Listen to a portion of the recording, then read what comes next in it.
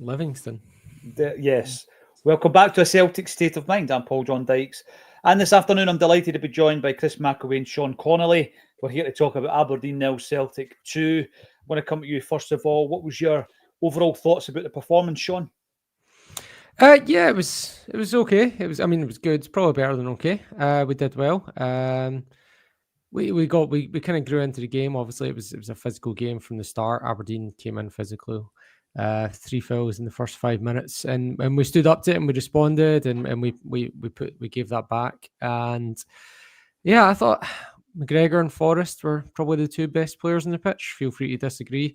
I thought that McGregor was running away with it, and then when he got yellow carded, then his influence kind of dropped a little bit in the game. But I thought Forrest was a great influence through it. I thought Nygren had a good game as well. But yeah, we were good.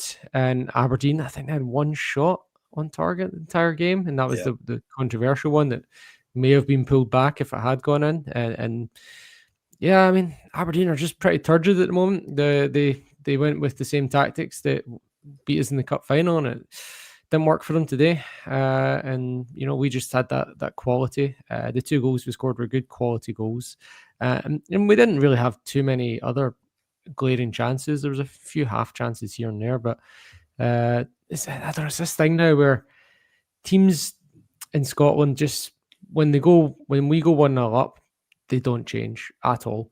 They consider 1-0 to be 20 years ago it was like 0-0, okay, defend. Nowadays it's like, okay, we're only 1-0 down. We're going to keep parking the bus, and then we'll come out in the last 15. And Aberdeen did that, and even when they did come out in the last 15, they didn't really create anything. We weren't really under any threat. A couple of moments really got in the box, but they were pretty insipid. And yeah, we were good. We were kind of playing it out at the end there. It was minutes and legs for players, and we got to see a bit of Maeda, which was good. But yeah, good 3 points, 2-0, clean sheet, 2 games, no goals conceded, and 2 quality goals today to enjoy. Yeah, I remember last season, a bit early to be talking about this, but Kasper Schmeichel was on this great domestic run, wasn't he, of clean sheets? Was it 6 he ended up getting? And it's just like, yeah, it was a great run. And you're looking at Kasper today because after the cup final, Chris, there were a lot of people talking about deficiencies. He's over the hill. Sinisalo needs to be the number. There was a lot of that kind of chat. And Kasper Schmeichel's just gone about his business, obviously. And as Sean says, he wasn't really challenged today. There was that one save in the first half. There was a moment in the second half where the ball's kind of broken. I think it was Maeda ended up at the back post behind Alistair Johnston. Yeah. And he just had to kind of sweep that up. But I'll tell you something, Kasper played the pass of the match to James Forrest in that second half as well, right down the right wing. He did. He tried that a couple of times, actually. His distribution was excellent today, I felt, but that pass was absolute quality.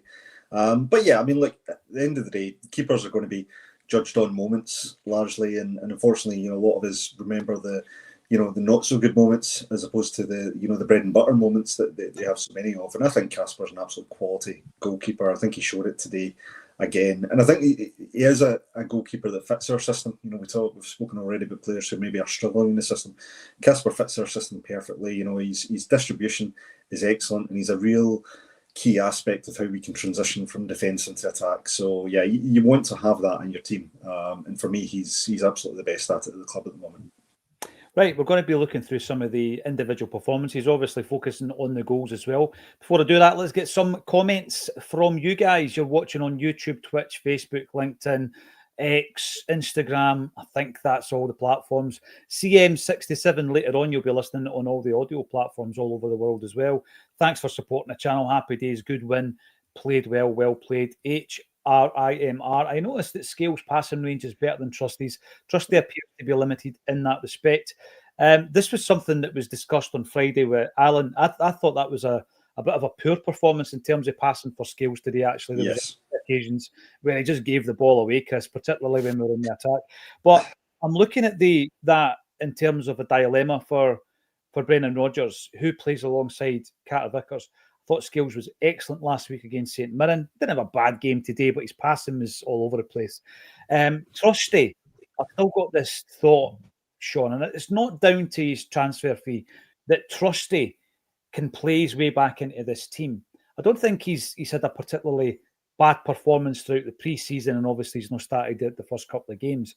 But is that the long-term thinking, do you think, that Trusty is able to play his way back into the starting 11? Yeah, I don't.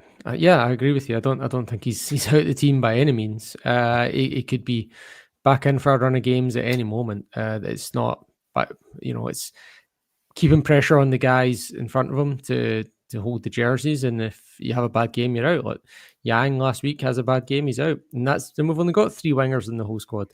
I would hazard that based on Shinya Maeda's contribution today, Adam Maeda might not be starting on Friday against Falkirk. It could be Shinya Maeda. The one thing I would say is Yamada's end product wasn't there tonight, but what he did do was, you mentioned at halftime, Callum McGregor shouting instructions at Adam Maeda that he needs to come and take possession and turn and go. That was something Shinya Maeda did. And we were kind of managing the game at that point, so people weren't really running around him. But he did things that Adam Maeda was supposed to be doing and was not doing. But that's, I like Adam Maeda. He's a man for the big games, but he wasn't contributing today, and Yang wasn't contributing last week, and then he didn't see the pitch today. So that's, if Trusty's in there behind Scales, that's keeping Scales on his toes. As you mentioned, Scales' passing was poor today. Trusty could well be in starting against Falkirk based on that. This is it at Celtic. You need to have your standards high. If your standards drop, there's someone ready to come in. We've got good players in the wings waiting, and Trusty's a good player. Yeah, you're right. And of course, we've got Simpson Pusey as well, yet to make his debut for Celtic. He's not quite there yet. Brendan spoke about him last week. I'm not sure if Chris was at that press conference. He's got a season ticket up at Celtic Park for the pressers at the minute.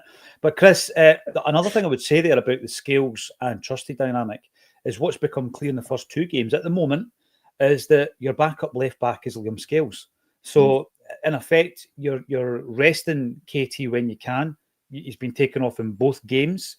Precautionary last week, this time probably just to save his legs, and that's absolutely expected. We should be doing more of that with Callum McGregor as well, actually, for other reasons. But it looks as though Inamura at the moment's out the picture. As Sean says, it doesn't mean it's permanent.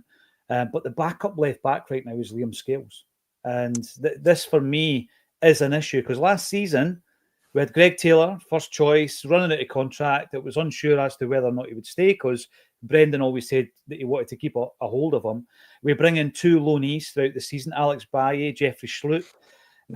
Really, really happy that Kieran Tierney's back, but there's still a question mark over his backup, isn't there? There is. I mean, listen, I thought we saw Kieran Tierney's quality again today. I think he takes a bit of the leadership burden away from Callum McGregor. Yeah. To be fair, you see him, I saw him at one point, he was taking a throw in and he's barking instructions, and it was great to see. I really like the way he commands a football pitch now, and he looks a much more mature player than he was in his first stint, far less raw, much more refined, and I really like that. But you're right that there's an obvious gap in terms of that backup, and he is a player that we're going to have to manage. I'm very surprised, and I don't know the reason why Inamura is not getting an appearance because I thought he looked more than capable during pre-season, albeit, we acknowledge that those are friendly games. But when we look at Liam Scales today, now I think Liam Scales defensively did okay today. His core defensive work that you expect, the bread and butter, as we spoke about on Friday, I think he did okay. And the one thing I would say in Liam Scales' defence is that he played a lot of passes today. He was the outlet of the two central defenders. I think he played far more forward-going passes than Carter Vickers. The issue he had today is that his accuracy at times was all over the place. He was misplacing passes.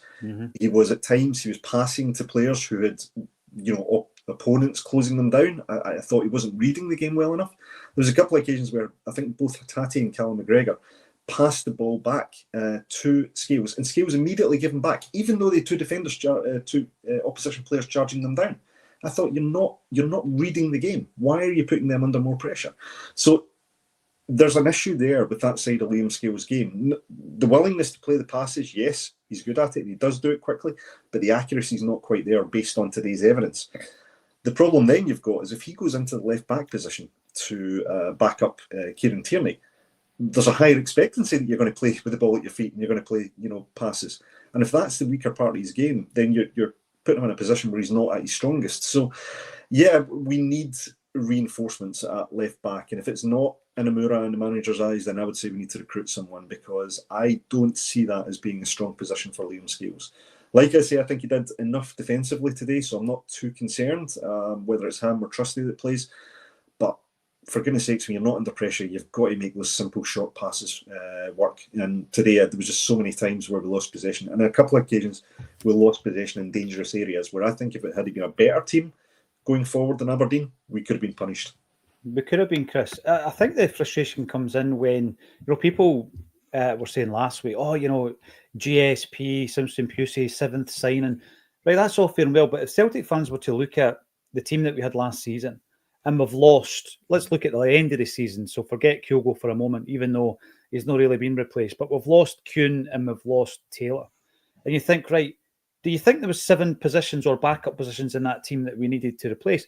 You'd maybe say, yeah, but they're still not been replaced. We still don't have the wingers. We still don't have the backup left back. And that's where the frustration comes in, because we're bringing players in, and this I'm sure Brendan Rodgers is frustrated, because what he wants is your backup left back in the building, your right winger in the building, your backup left winger in the building, your top striker. So this is where I think the frustration comes in. Obviously, during the week there, a lot of chat actually coming through in the comments, which I'm going to bring in, about the performance of Maeda. Shinya Maeda comes on, makes his debut, a bit low-key, but, there was a couple of moments near the end of that game, you're looking, right, the header's that over, but he did pretty well to get there. I know he was offside. He did pretty well to get there, and it was a good ball in. So when I'm looking at him, it's just one of the ones you've got to wait and see. You've got to see more minutes to see where he is, but who knows what's going to happen on Friday night in relation to the starting 11. We've got Brendan McCarthy coming in. You're on the YouTube, Brendan. Hail, boys. Good, solid performance. Wee Jamesy, my man of the match for his work rate. His work rate was sensational today. And again, a bit like Kieran Tierney and Carl McGregor, I think you just got to watch how much minutes he's playing. But there was an intensity to his play. Every time he got the ball, he tried to make something work offensively. So I think he was one of the best players on the park. Brendan, anybody who is on the YouTube, all you need to do to be in with a chance of winning this jersey behind me is like the video, subscribe to the channel, and let me know who the original of this jersey reminds you of. So the original is the one that Larson was wearing where he broke his leg against Lyon. Henke, talking about Larson, a complete performance at a difficult away venue. Imagine if we added a couple of extra players of quality to really tighten the screw and not look back. We don't ask for much, Henke. That's all we're asking for. And David Boyle brings in Hatate, made me eat my words. Let's have a wee chat about Hatate then. He's another one, Sean, that throughout his career at Celtic has divided opinion to a degree. I can see why. I think he is one of the most technically talented players that we've got at the football club. Inconsistent, probably. But this season, I'm looking at him, and JP and I spoke about at what point does Hatate think that he's achieved everything he can at Celtic, and that moment happens where the club are ready to sell. I don't think it's happened. I don't think we've had that breakout season yet from Rio, like a season you can look at and say, he's just had a Matt O'Reilly season. He's at the absolute peak of his powers. But he's looked good this season. I think a great goal. What a phenomenal goal. And I've said this before, where he does things like that, you think sometimes he's the only guy in the park who could have done it. He pulled it. He pulled that ball out of nowhere. An assist for Nygren as well. Rio Hatate, one of the first names on the team sheet at the moment for me, Sean. And I hope that we're not going to use a player as insurance if for any reason we don't get through these Champions League games. I really don't, because I want to see us progress. I don't want to see us losing guys like Rio or Dyson, and we'll get to his performance in a wee moment. But yeah, I was really impressed with him today, Sean. How old Rio now? 26, 27? Yeah. I think I actually thought he would be further off this summer. I'm surprised he's still here. But here he is, and contributing. What a goal. It was spectacular. His all-round play was good, but then we've said it 100 times, we've said to death, the problem with Rio Hatate is he'll score a goal like that, but then 10 minutes later, he'll just pass straight to an Aberdeen player on a simple 10-yard pass. Did that a couple of times, didn't he? Yeah, so that's the good and the bad. My favourite aspect of Rio Hatate is actually how well, because of his low centre of gravity, how well he turns on the ball. I remember when we put him into that number 6 role when we played the twin sixes against Hearts last year, when we were struggling in the first half and he changed the game, going into that twin 6 role, just turning on the ball in there. So I think he's a very effective player. I like him. I think he's great. I think if he left, we'd miss him. But I'm surprised that he hasn't. This felt like a moment for him to take the next step. And if he wants to stay like Maeda and keep contributing and keep winning things, great. I'd love for him to stay. I wonder, and he's getting a game for Japan, right? Still, so that was the reason why Kyogo was agitating to move. And I think if Hatate stays another 2 years, then his career moves after that is the same as Kyogo. So if he does want to play at the lower level of the EPL or whatever mid-table in Germany, then probably is about time for him to go. But if he's happy to be here, happy to contribute, wants to do well for us in the Champions League, wants to win things, then keep at it, wee man. You know, he's got a special talent, and we want him to keep doing that for Celtic. He does, and his creativity was really, really missing from Celtic at the end of last season, Chris, including, of course, the Scottish Cup final. He plays a pass that, you know, more often than not doesn't come off, but when it does, again, I'll go back to what I said, he's the only guy in the park who can actually pull it off. That, you know, the match-changing, the match-winning passes, the game-changing passes. And today, you know, when you look at the technical ability to score that goal, phenomenal. And he just walks away. You look at the look on his face. I'm with Sean in this one. I'm not ready for him to leave, I don't think. No. I'm not. I think that I would like to see another campaign of Rio Hatate in the Champions League where it just all opens up for him, you know. But at this moment in time, I think if you look at the midfields as a whole, if we're playing with the three in the midfield, then there's no reason why we're going to change that. I don't think at the moment you're playing really with a 6 and 2 8s, as Brendan described it the other week. Rio's absolutely stapled on to get the jersey. But at the moment, so's Nygren, because he sets up a goal and scores a goal today. I thought it was brilliant. I use this intelligent player, a very, very intelligent player, picking up, you know, wee pockets of space that other people can't see. And then I thought it was interesting near the end of the game where he's taken a position up out wide right, because I'm thinking to myself, you might have to play it there as well at some point this season as well. So yeah, Rio was brilliant, as was Nygren for me. Loads of creativity. I think the midfield at the moment is looking as settled as I've seen it for some time. I think the three we've got in there, and I think the way you described it there, the 6 and 2 8s, is absolutely perfect, because Kalmak looks as though he's very comfortable performing that number 6 role at the moment, because the burden of carrying the ball forward, doing that kind of box-to-box role and doing the creative stuff is very much sitting with Rio Hatate and Benji Nygren at the moment, and they both look very capable of doing it. I think that's alleviating some of the pressure on Kalmak, which is good. And Kalmak today, I thought, as Sean said, I thought he bossed it. I thought he was picking his positions, he had time on the ball, he was showing aggression. He looked as though he had an enjoyable game, actually.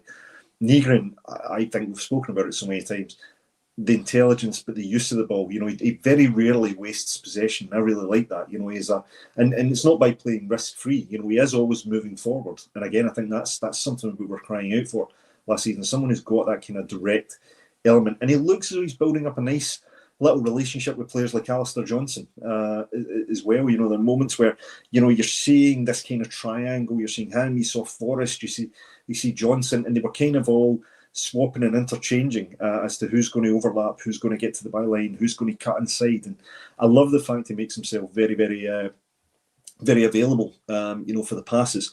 But Hatate, I think we know what Hatate's going to do. Sean summed it up perfectly. You know, you have to take the rough with the smooth. Hatate will, you know, give up possession when it's easier to keep it. And then, you know, when it looks impossible to score, he'll score, you know, because it's just his nature. He's enigmatic. And I think you need that. I think the best teams need one of these enigmatic players. But when you've got that enigmatic player, you need the workhorses as well. And you need the guys who will alleviate some of the risk around that player. And I think Nygren at the moment looks like a player who can do that, as I say, because he doesn't waste possession. He's very, very aware of the players around him. And I think Kalmak is just, again, he's shown how valuable he is to the team in a way. He reads a game and manages a game. So the midfield at this moment in time, certainly in terms of the starting three, I've got no fears about. It's a one position where I don't think we need strengthening. Yeah, and I will be asking a question in a moment, so get your thinking caps on what it means for Annie Engels and Luke McKeown. We've also got another supporter of the channel, HRIMR. We're used to saying HRMC when we're talking about Scottish football. Good win against Dirty Dons. AJ, man of the match. Negrin close. AJ was brilliant last week as well. Thanks for supporting the channel. AJ was superb. And you even give us a tune, but we don't sing Rangers tunes. You'll need to elaborate on that one. I'm not quite sure what the next line is. Or the Rangers are what?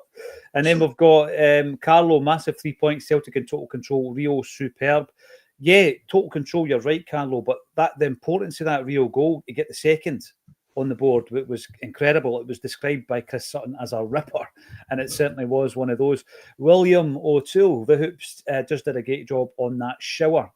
Even this early, Aberdeen are in bother. Very little coming forwards. I think the comment was made to finish with front three that scored 3 goals between them last season. So yeah, there's a lot of problems, but that's their problem really. John Newland, solid but boring. I wasn't bored, John. I wasn't bored. I've seen a lot worse. Seen a lot worse. River C says Europe is going to be rough when KT can't play. I just think Brendan Rodgers is going to be managing him so he can play as much of the European minutes as possible. So what does it mean then for Engels and McCowan? They've started on the bench this season, Sean, and when you've got performances like Rios and Negrens today, it's going to be tough for them to push in, but a great position for the gaffer to be in, isn't it? Yeah, I mean, obviously a lot of the kind of background chat coming out as well. You spent 20 or whatever it was, 18 million on 20 or 18 million on these 2 players, and one's on the bench and the other one's getting hooked. And actually, I just noticed they were just replaying on Sky the Hatate goal, and you see Adam Maeda's reaction. He just goes like this, just puts his hands on his face, just like turns away like with disbelief. So that was quality. But yeah, Engels, I still like Engels. I do. I think though he's actually coming on late. I like he's got a good defensive ethic about him. He's got a good bit of fight and tackle. So I don't mind when he's coming on to shore up games. The one thing I think is working against no coming on is he's trying a bit too hard, like to impress. He's not. I think that's just a youth thing. I think inexperience there. He's trying to do too much, try to prove himself in a short time, and that's hard. It's a hard position for him to be in. But I could see him starting against Falkirk. What Rodgers usually does is plays relatively the same team for like the first 4 games to try and kind of get them match speed. That's why we're going ahead and playing the Livingston game without postponing that in between the European games. We didn't have much. We didn't have any other European qualifiers so far, and the game last week against St Mirren was our first competitive game. So I think I don't know. Engels maybe comes in for the Livingston game. I'm not sure. Maybe he comes in for the European game, but I'd say he'll be in the rotation at that point, and hopefully he gets bit of reward for effort, and hopefully he can get trained up. I remember Matt Riley's first season under Rodgers, or actually maybe I'm getting mixed up with Postecoglou's second season, but either way, it's like he goes about 30 games without a goal, and then he kicks a couple at the end of the season. Then the next season he just ends up just getting on the end. He just gets trained by Rodgers to come into the box at the right time, finish those goals, and he ends up scoring 20 odd goals. So it's certainly not beyond possibility to train that up in Engels, and if we can get that added to his game, he's a great player. He has great technical ability. He's a great set piece. He has good defensive fight in him. He's a good player, and I hope that he gets his chance to be calm and contribute to the team. Yeah, you're right to say that. It's not about just, chucking the baby out with the bathwater here. Andy Engels, Austin Trusty, and Adam Maeda, who's getting a lot of flack in the comments. These guys improve your overall squad, your options. I'll tell you, and I've said this before, if we were to bring in another 3 of those types of players right now, I'd be much happier with the state of the squad. We said before the game, Chris, and this has just come to my attention, I just realised this, we said before the game all about the world has gone Oasis mad, right? And obviously I'm using my Oasis mug today. And we shared the images of both Gene Gallagher, hail to Eugene, and his name's Gene, not Eugene, and Ayaz Gallagher, hail to you as well. But something's just occurred to me, you've been on this show for a while now, and I'm looking at that room and it seemed pretty familiar. I've never been in your room, incidentally. But you know what? It reminds me there. There you go. Shaker Maker. That's what I need. I need the Oasis Shaker logo. Maker. There I go. Yeah. There it is. That's what you've modelled it on. Even the pictures. I need the Oasis logo. I'll just get that next to. You need to get that. Absolutely, yeah. Get that on there, ordered. even if it's superimposed. I want to talk a wee bit about a player last season who really had that, what we described as the breakout season. Sean spoke about Matt O'Reilly's second season. First season actually under Brendan Rodgers, where it was that breakout campaign, and we're always thinking, we can't keep him. He's just flying. Maeda kind of had something similar last season, particularly in the second half when he was playing through the middle. I thought he was fairly anonymous today, and I think that a lot of the things he was trying weren't coming off, and there was a bit of frustration crept in, Chris, where he had a wee kick at an Aberdeen player as well. And I'm not going to say he's missed another one-on-one because he slipped and that was bad luck. But I don't know. Maeda seems to be in that situation where maybe going into the last 20, 25 minutes, somehow trying to shoehorn him through the middle would be good. Get him a goal. Because he's not the Maeda we were watching last season quite yet, is he? He's wasted out in the wing, is my honest opinion. He's absolutely wasted out there. He can do a job out there because he's got some real quality as a player. But it's not playing his strengths, and he's out there because we have no other option, and that's why he's on the left for me. Because I think on his day at this point, not saying enough of Shin, but based on what we know about both Maeda and Johnny Kenny, Maeda is head and shoulders above them in terms of a striker. He really is, and I think if Maeda leads the line for us, and we've got quality on the wings to support him, Maeda gets 25, 30 goals this season. I know Brendan has frequently said he doesn't want a 20-plus goal striker, but Maeda's got the capability of getting there. He misses a couple of one-to-ones at times because he's playing out in the wing. Strikers need chances to score. Maeda's getting more chances. He'll put the ball in the net more times than not.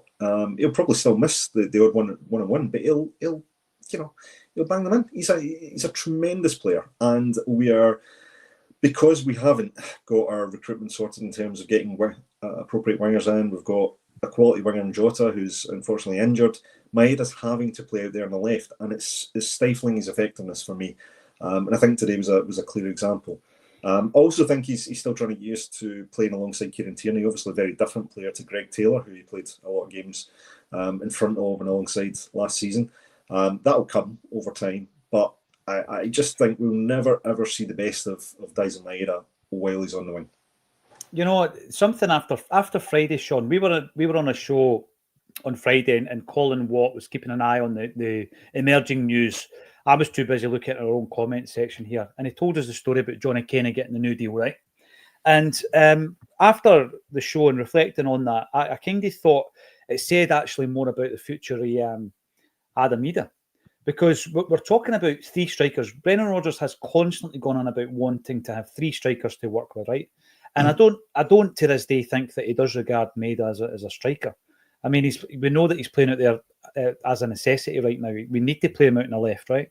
But obviously the chat in January when we were speaking about Maeda being a striker, Brendan Rodgers resisted as much as he possibly could before moving him in there. So if he's running with three, and one of them isn't Maeda because he's the only left winger we've got at the club, which is a bizarre statement to make. And one of them is Johnny Kenny because we've just given him a new contract, right? Mm-hmm. One of them is Maeda because he just came in. So just bought him. You're thinking, right, it's not quite an Osman signing where I wouldn't be surprised if Osman goes out on loan. Yeah. Now, the third one may or may not be Adam Maeda. And the point I would make, Sean, is that Adam Maeda, this story about Udinese, is something that keeps coming back to my mind because I don't think there was any weight in it. I think, a few people done a bit of digging over with their Italian contacts, and there's not really any interest from Udinese. And it lends you to go back to January where Kyogo leaves the building, and we all know how all that played out. Get a new agent, and the agent says there's a link to Man City to try and draw my attention. And there's no link to Man City. Man City are not interested in signing Kyogo, just like Udinese are not interested in signing either.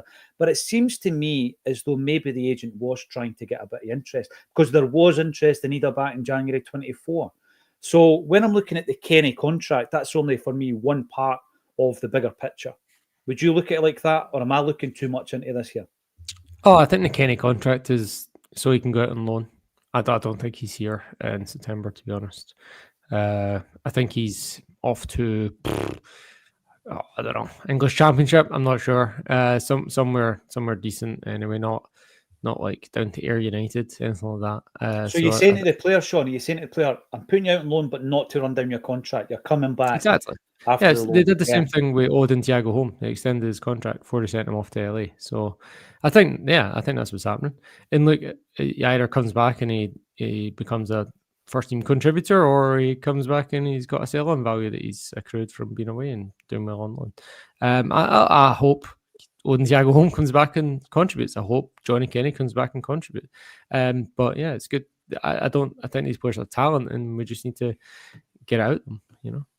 What about Ida today? We spoke at half time about that moment where McGregor's frustrated with him because he's not dropping deep enough.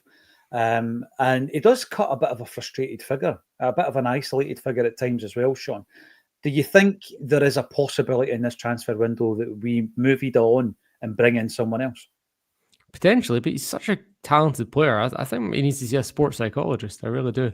I think his problems are above his shoulders at the moment. Like, he was so ineffective in that first half. It was just not funny. Like, but then his last season, like, what was it? We said he paid for his transfer fee with that goal against Young Boys. That I know it was an own goal, but you know, the shoulder badge. He paid with his transfer fee with a shoulder badge. Yeah. So like, we've not, in a sense, we've made money on him, right? In that he's contributed in a meaningful and financial way to justify the fee we paid for him, but he just doesn't show up in so many of these, you know, domestic games where he's needed. You know, he can be a man down at times, and I think it's psychology. And I think there's not a problem with talent. We've seen the talent enough times. We've seen some great goals, some great play from him, and we just, if we can get the mentality right, then we could have a great player. So he is still young, I guess. He's had some well-documented off-field proclivities that may or may not be causing distractions. I don't know. Maybe he needs to get a missus and settle down, and or a mister. I don't know what way his rings. But I think maybe he needs to settle down, and that might help his game a bit, like Ralston did. See, back in the day when you went out and obviously had a few too many to drink, Chris, did your mum or dad ever say to you about your off-field proclivities? Is that how they would describe it on the Monday or the Tuesday after you had disgraced yourself on the Friday or Saturday? I don't remember that. Yeah, I don't remember that exact term being used. There was certainly a few terms used, but proclivities wasn't one of them. Adam Maeda, what do you make of him? I mean, Chris, it wasn't his best afternoon. This is, like Sean said, this is your bread and butter. You know, we've got to go up to Pittodrie and get your 3 points. You're looking at your striker to be one of the main guys. There was a frustration in that first half that he wasn't dropping deep enough, quick enough. And when he did drop deep, the place kind of moved on, and he hasn't. You know, so it's almost as if he's just not on it at the moment. Well, Sean makes a good point. There's definitely talent there, and we've seen it when he's done it in Europe. But my counterpoint to that is, at our club, talent ain't enough, and we've seen that with players like Palma. We've seen it with players like Marco Tilio. They're talented players, but you need to be more to consistently play at the top level in this team. And for me, Adam Maeda, I think, has got potential. I think he's got some great characteristics. I think he offers a different option at times to what has often been our number one striker, whether it be Kyogo or Maeda. What I don't see with Adam Maeda is, at this moment in time, an avenue for him to become the number one striker, because he can't produce it week on week. And that's the problem. And Sean, I think you're right. I think there's maybe a psychological issue there. I think there's maybe a confidence issue. I also think Alan makes a good point about him being learning resistant, as he terms the phrase. And I think that's interesting, because he does at times look a little bit all at sea compared to the way the rest of the team's playing. And I think that was evidenced by how Callum McGregor had a real go at him, and trying to remind him, this is where I need you, this is where your role is.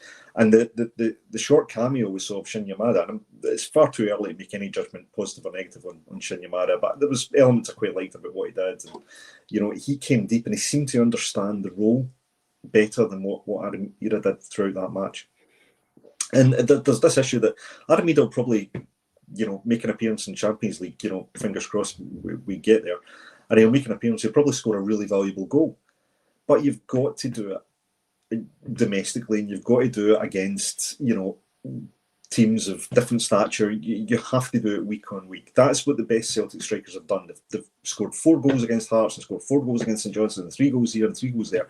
Maeda looks like he'll score a goal and then go 3 or 4 games without scoring. And if he does that, it looks as though the head goes down as well. So I really like the player. I would like nothing more than the player to continue to develop and establish himself as a real top pro for us.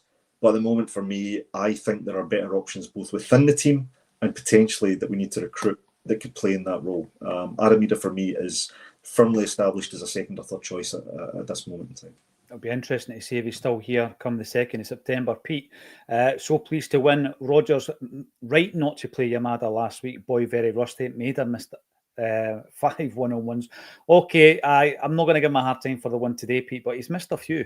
He certainly has. Ian reminds us, is Jungle still watching or out celebrating? I hope he's out celebrating. Yeah, happy birthday. If you have never seen his Celtic man cave, go and check out his Twitter page. It's a cracker. Tony C, I have been a critic of Ida, rightly so, but I feel sorry for him out there today, miles and miles away from it, and he knows it. I think he does, and his teammates do. That's the thing as well. Carl McGregor knew it. Yeah. Scales held to a lower standard, says the Flying Haggis, by the manager than every other defender. And Thomas Burns comes in to say our game management today was fantastic. Last word on the urban culture. 3 points, perfect present for Jungle Lion. Go away and enjoy yourself, Jungle Lion, and everybody else. Go away and enjoy the rest of your weekend. Thanks everybody for joining us today. We're about 1,800 strong on the live stream. Chris is the shaker maker, and we're just going to get that Oasis logo ordered for you, Chris. And Sean, always a pleasure for you dialing in from Australia at night time as well. Thanks everybody for getting involved. Join us again tomorrow at 12:30 on A Celtic State of Mind.